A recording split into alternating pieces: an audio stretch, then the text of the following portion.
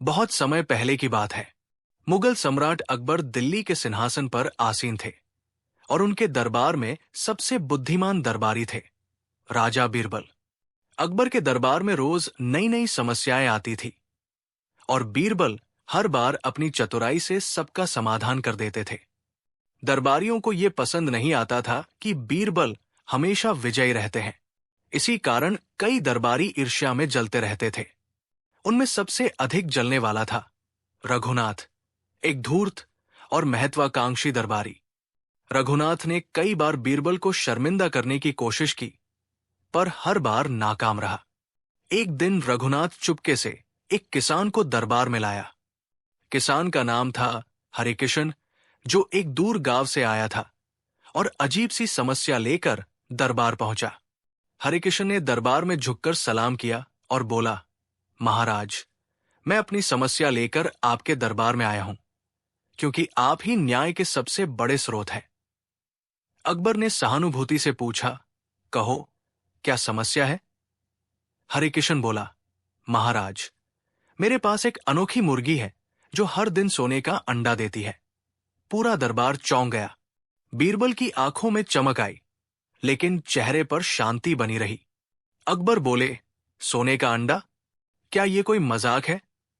हरिकिशन ने धीरे से सिर झुकाया, नहीं महाराज, ये सत्य है।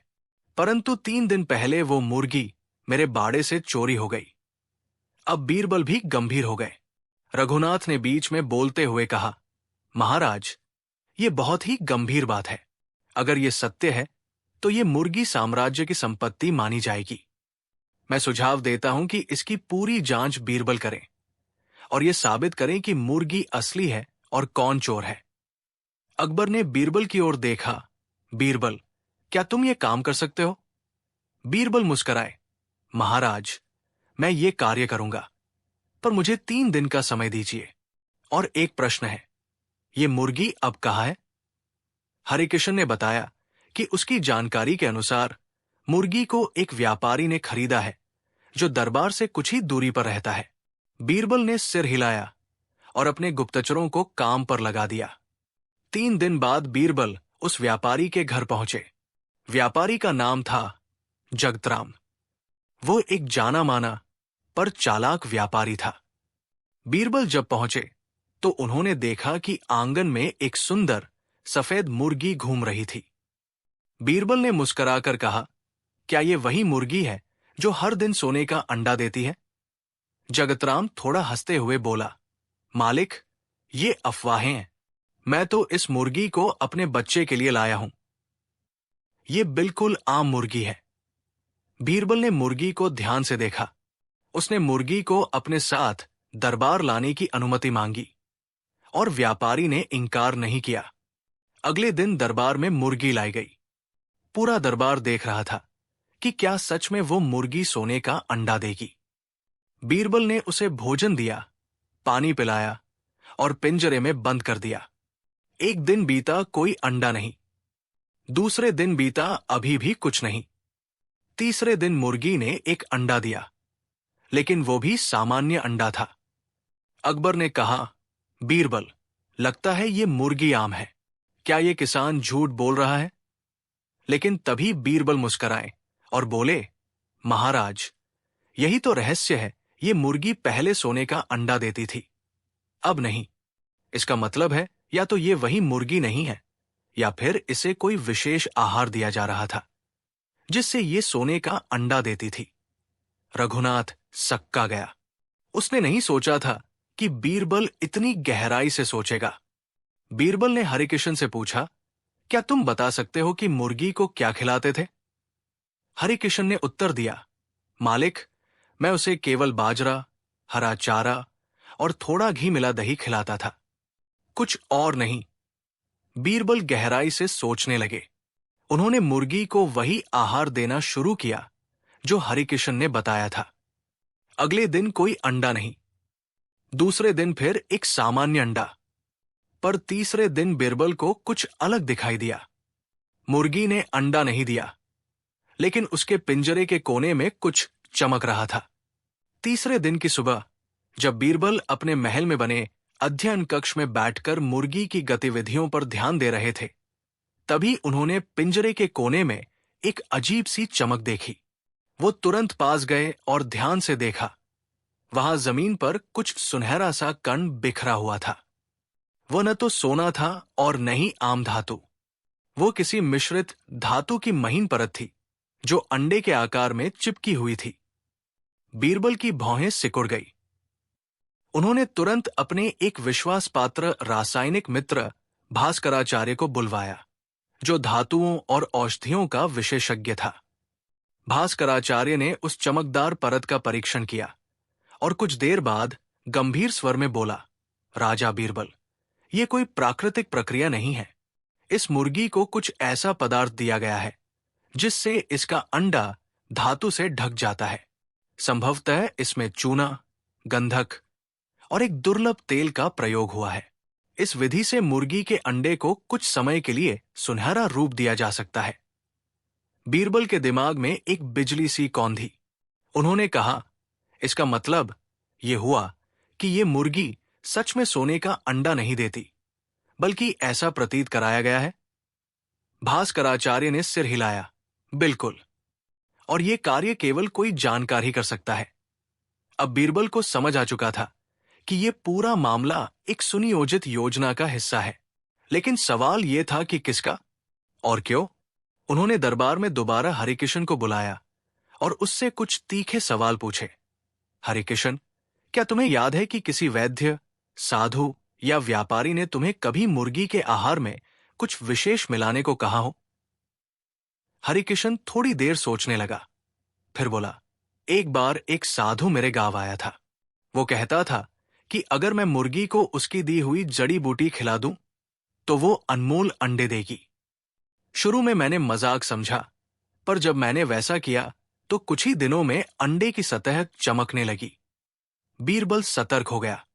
उसने पूछा, क्या उस साधु का चेहरा याद है?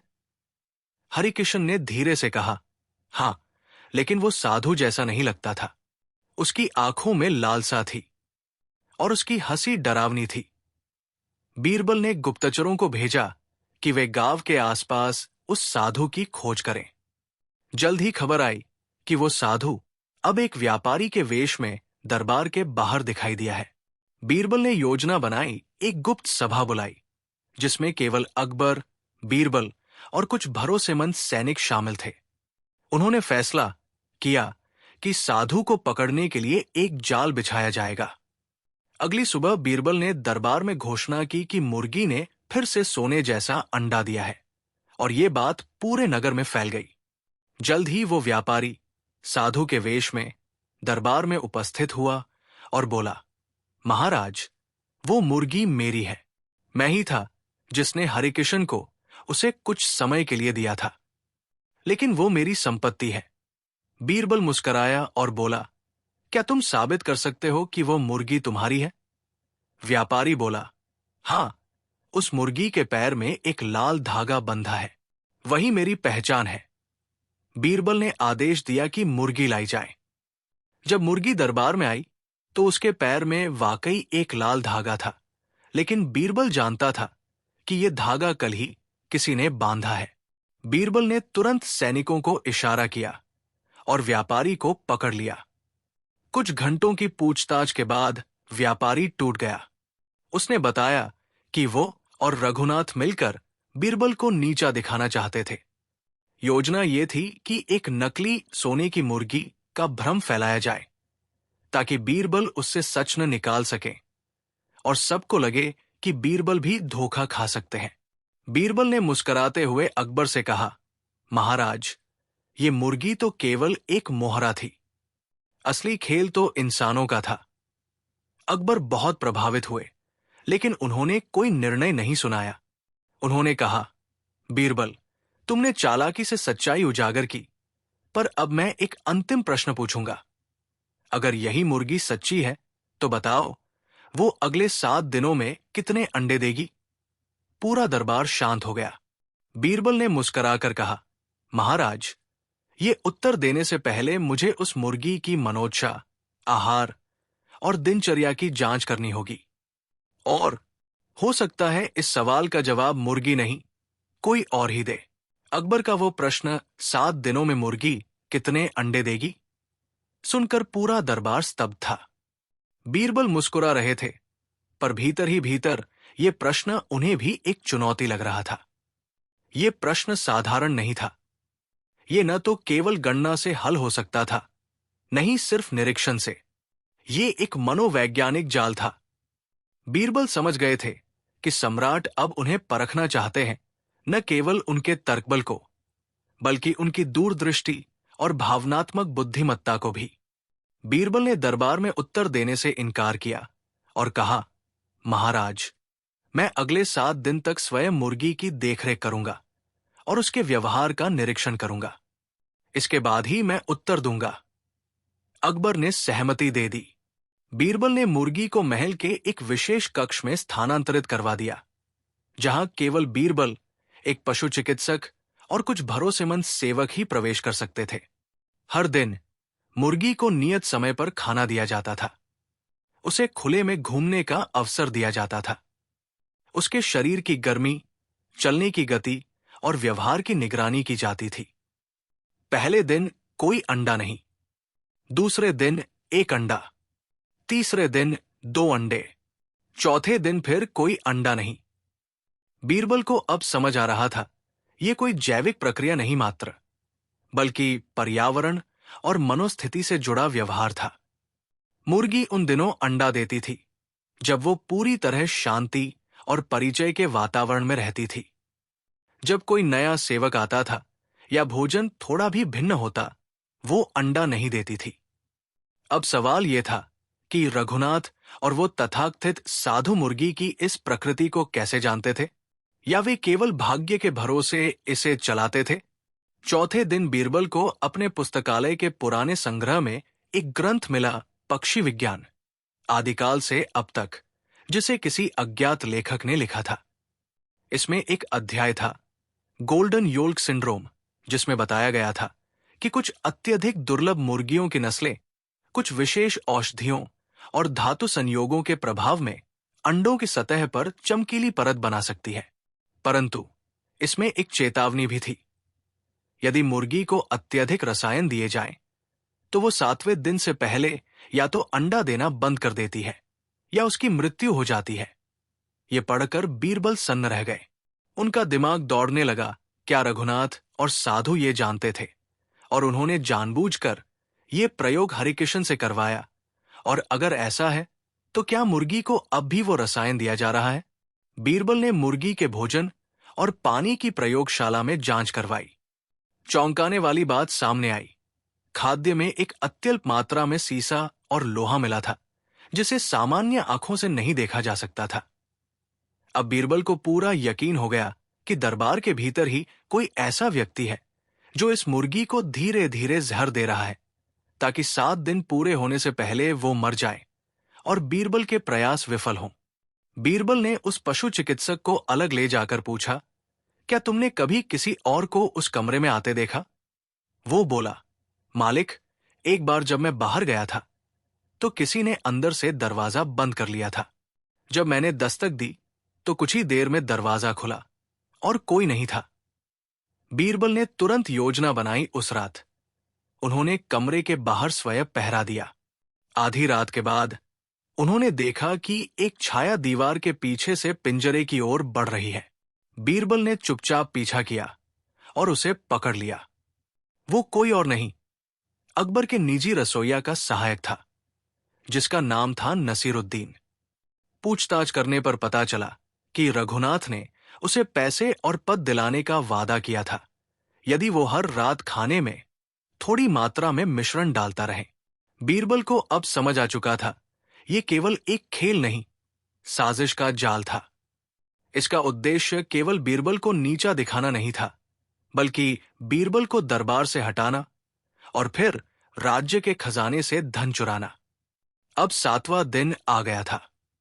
पूरा दरबार उपस्थित था। अकबर ने पूछा, बीरबल, बताओ 7 दिन में ये मुर्गी कितने अंडे देगी? बीरबल मुस्कराए, फिर बोले, महाराज, ये उत्तर मैं एक गणना के रूप में नहीं दूंगा। मैं इसे एक निर्णय के रूप में प्रस्तुत करूंगा कि ये मुर्गी 7 दिनों में केवल 3 अंडे देगी, लेकिन अगर उसे प्रेम, सुरक्षा और सत्य का पोषण मिले तो ये पूरे जीवन में से अधिक अमूल्य अंडे दे सकती है। दरबार में सन्नाटा छा गया। बीरबल ने वो रासायनिक रिपोर्ट, पुराना ग्रंथ और पकड़े गए दोषी को दरबार में प्रस्तुत किया। अकबर ने गहरा सांस लेते हुए कहा, बीरबल, तुमने फिर एक बार ये सिद्ध कर दिया कि बुद्धि केवल गणना नहीं, आत्मा की परख और सत्य की रक्षा भी है। रघुनाथ को दरबार से निष्कासित कर दिया गया। बीरबल ने कहा, महाराज, ये तो केवल पहला पर्दा था। इस साजिश का सूत्रधार कोई और है, जो दरबार से बाहर है, आए और उसकी योजना अब भी जारी है। अकबर ने चौंक कर पूछा, कौन? बीरबल ने उत्तर नहीं दिया। वो चुपचाप अपनी डायरी में कुछ लिखते रहे और पंक्तियां थी। अभी मुर्गी के अंडों की गिनती नहीं हुई, अभी असली चोर की पहचान बाकी है। 7वें दिन की रात बीरबल को अपने कमरे में एक गुप्त पत्र प्राप्त हुआ। पत्र के साथ एक मोमबत्ती और मोहरबंद थैली थी। पत्र में लिखा था, यदि तुम समझते हो कि ये खेल समाप्त हो गया है, तो तुम्हें अभी शतरंज की पूरी बिसात देखनी होगी। मुर्गी केवल एक प्रतीक थी। जो अंडे वह देती है, वे असल में राज्य के भीतर पल रही अंधी नीतियों के प्रतीक है। 3 हस्ताक्षर और 3 बिसातें। खोजो उन्हें। अदृश्य राजा। बीरबल की आंखें चमक उठीं। अदृश्य राजा, ये नाम किसी भी दस्तावेज में नहीं था, पर वर्षों पहले एक अफवाह थी कि एक पूर्व राज दरबारी जो दक्षिण के विद्रोही गुटों से जुड़ चुका है, वो दिल्ली के साम्राज्य में अस्थिरता लाने की योजना बना रहा है। क्या वही अब सक्रिय हो गया है? बीरबल ने अगली सुबह अकबर से निवेदन किया कि वो कुछ दिन प्रजा के साथ बिताना चाहता है।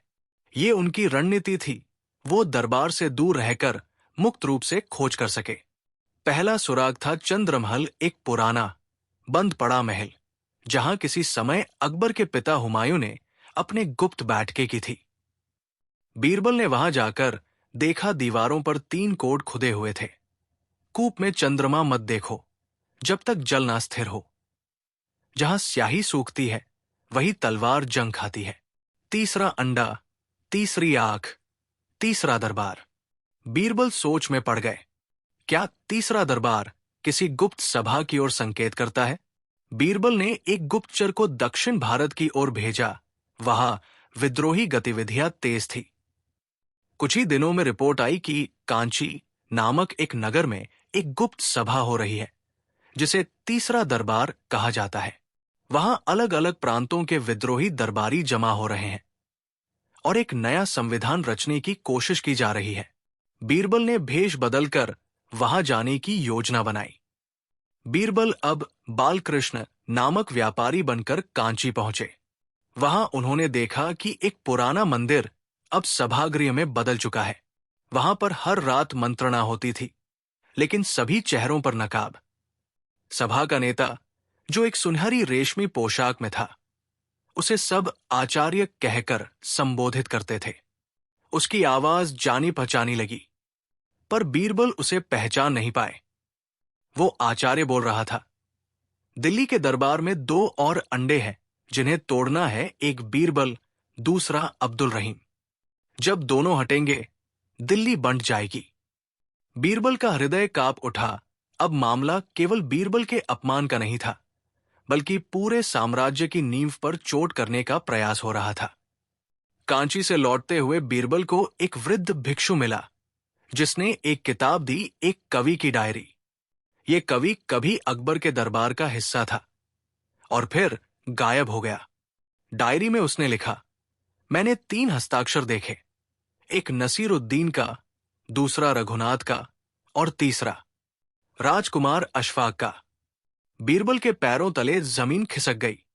अशफाक अकबर का दूर का रिश्तेदार और मलवा प्रांत का प्रशासक, अब तक शांत पर अत्यंत महत्वाकांक्षी था।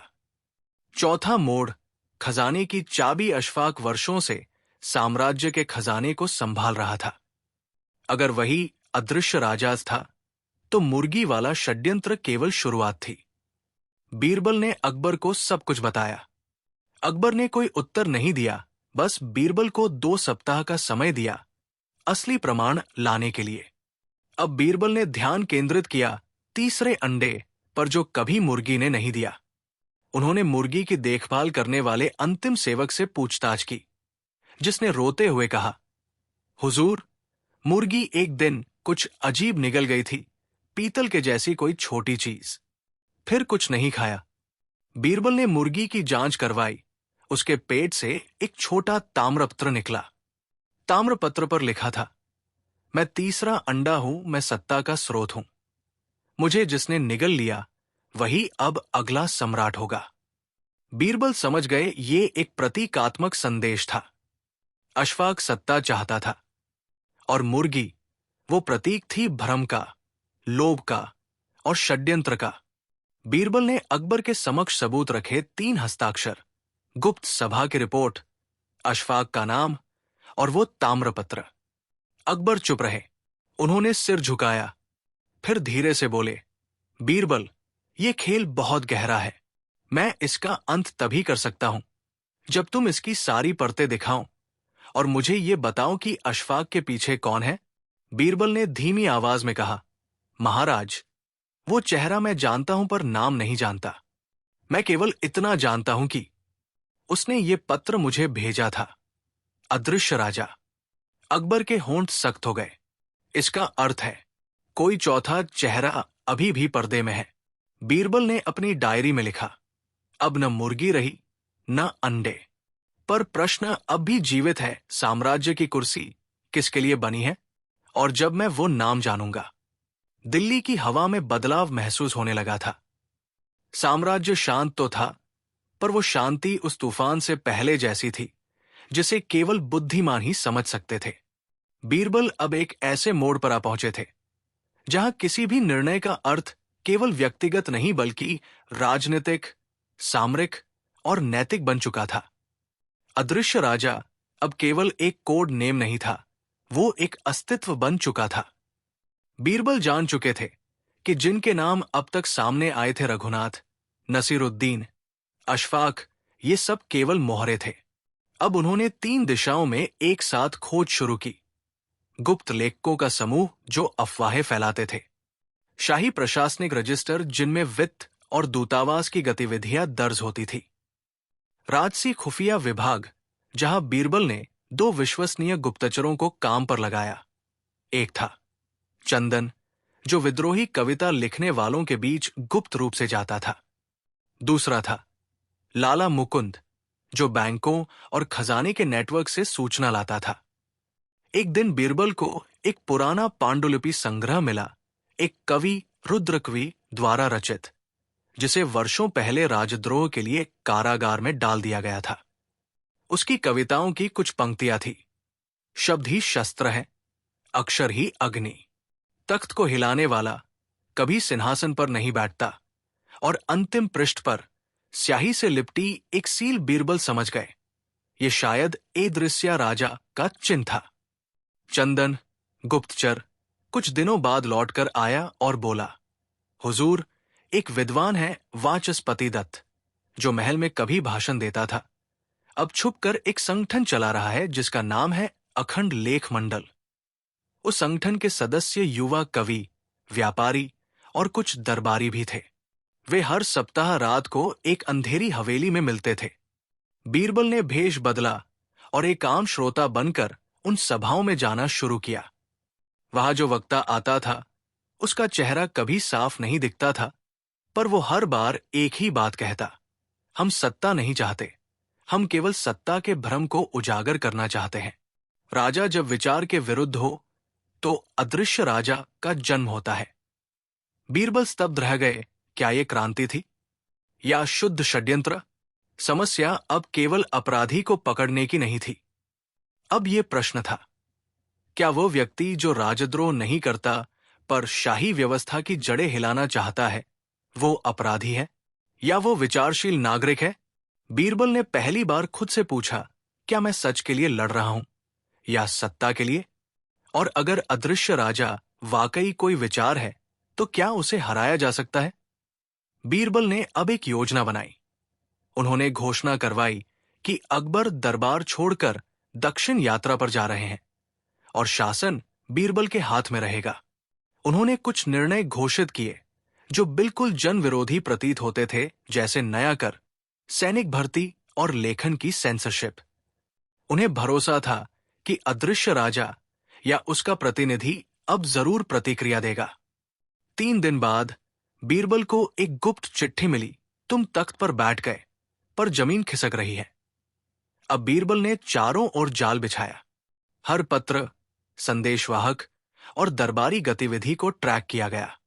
एक दिन मुकुंद दौड़ता हुआ आया और बोला, हुजूर, वो व्यक्ति जो इन सब चिट्ठियों का संपादक है, वो है शेख अब्दुल सत्तार। बीरबल चौंक गए। शेख अब्दुल सत्तार अकबर के बचपन के गुरु, सलाहकार और पुस्तकालय प्रमुख। उन्हें सब संत और विद्वान समझते थे। बीरबल ने उनसे मिलने की ठानी। बीरबल जब शेख के पास पहुंचे तो उन्होंने कोई इनकार नहीं किया। शेख बोले, बीरबल, जो तुम ढूंढ रहे हो वो मैं हूं, पर मैं अकेला नहीं। मैं केवल एक बीज था। अदृश्य राजा कोई एक व्यक्ति नहीं है। वो विचार है जो हर युग में जन्म लेता है जब राजा खुद को ईश्वर समझने लगता है। बीरबल ने पूछा, तो आप चाहते क्या है? सत्ता? शेख मुस्कराए, नहीं, हम चाहते हैं कि राजा खुद भी सवालों के घेरे में आए, जैसे हम आए, जैसे तुम आए। बीरबल लौटे, पर उन्होंने अकबर को सब कुछ नहीं बताया। उन्होंने बस एक वाक्य कहा, महाराज, अदृश्य राजा को मैंने देखा है, पर वो गायब नहीं होगा, क्योंकि वो सवालों से जन्मता है। अकबर ने कहा, तो क्या ये अंत है? बीरबल बोले, नहीं, ये अंत नहीं, अभी एक अंडा और है जिसे न मुर्गी ने दिया न राजा ने। वो अंडा है जनता का मौन। जब वो फूटेगा तब असली तूफान आएगा। बीरबल के पास अब बहुत कुछ था। शेख अब्दुल सत्तार और अदृश्य राजा का रहस्य खुल चुका था। लेकिन बीरबल ने एक और राज देखा था, जनता का मौन।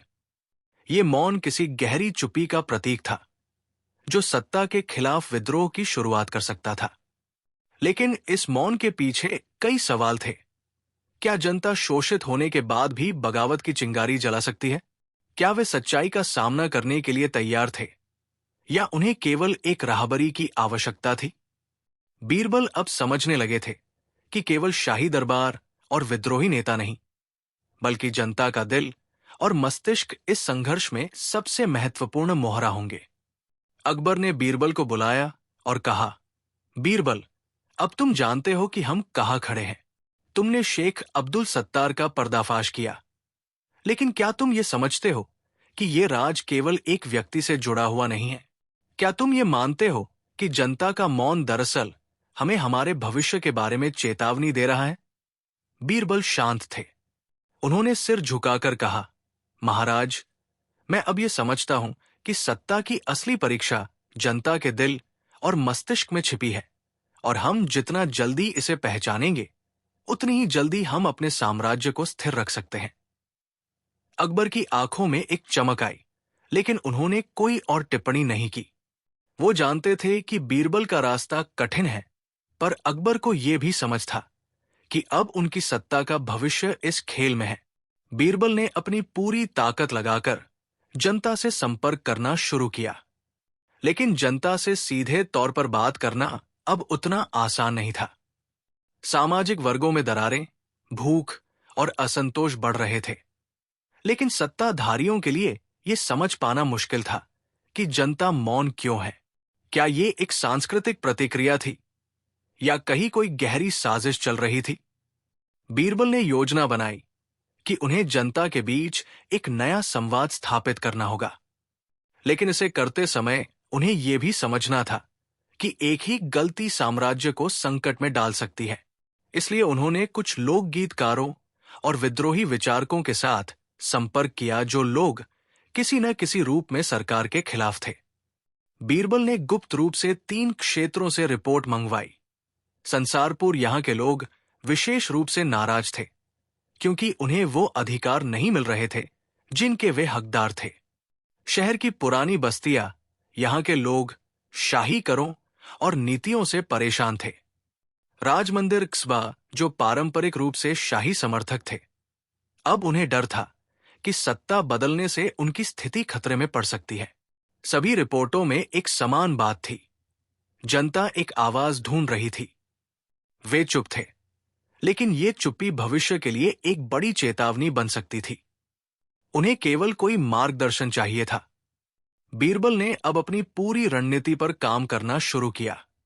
वो जानते थे कि अगर इस मौन को तोड़ा गया तो ये विद्रोह के रूप में सामने आएगा, लेकिन अगर इसे सही दिशा में लगाया गया तो साम्राज्य का भविष्य सुरक्षित रहेगा। उन्होंने राजधानी दरबार में एक आयोजन किया, जहां आम जनता को बुलाया गया था।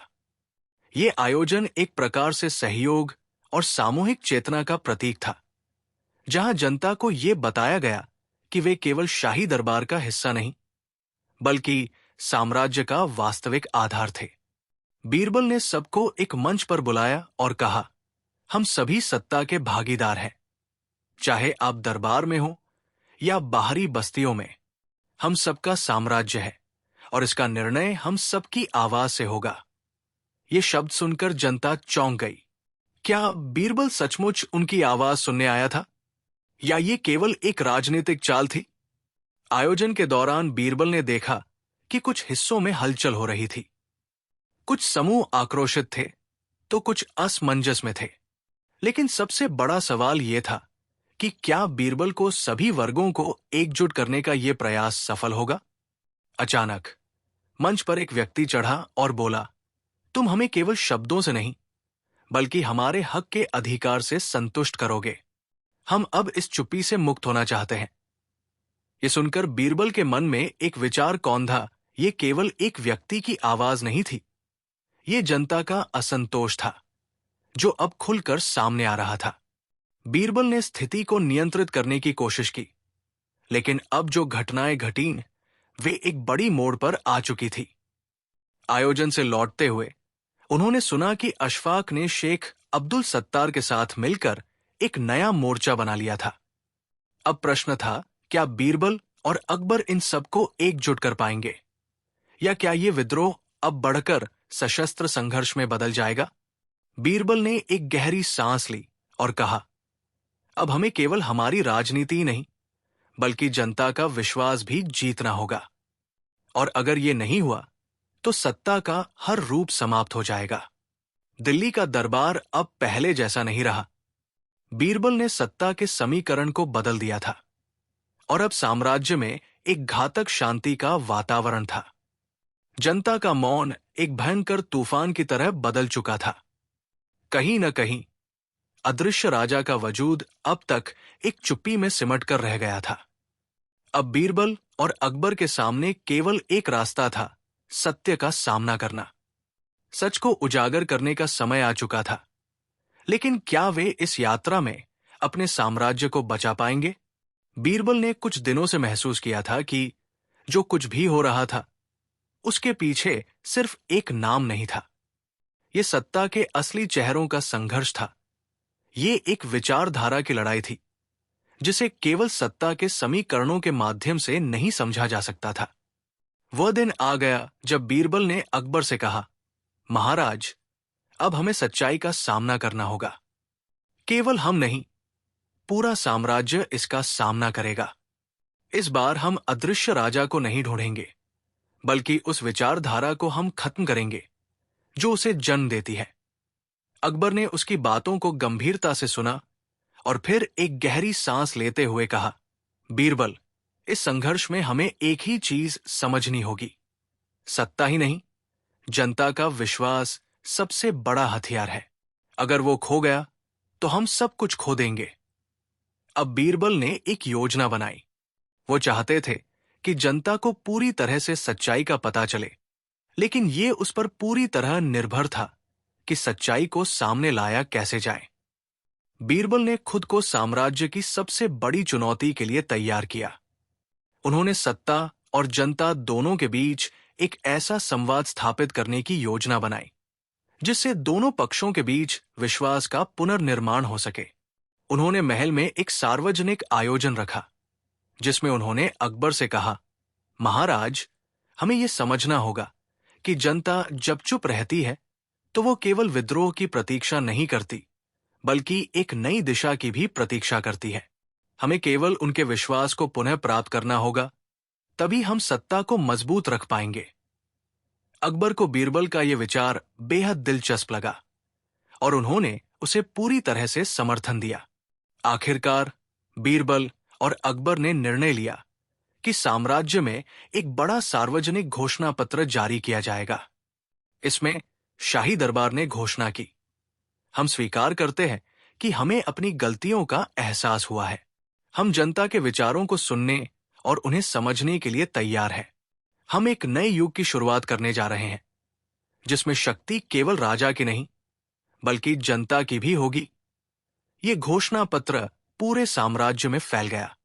हर गांव, हर शहर, हर बस्ती में ये संदेश पहुंच गया। जनता को लगा जैसे एक नया सूरज उग आया हो और उनके सवालों का अब जवाब मिलने वाला है। इस घोषणा पत्र के साथ ही बीरबल ने एक आखिरी कदम उठाया। उन्होंने शेख अब्दुल सत्तार को महल में बुलवाया।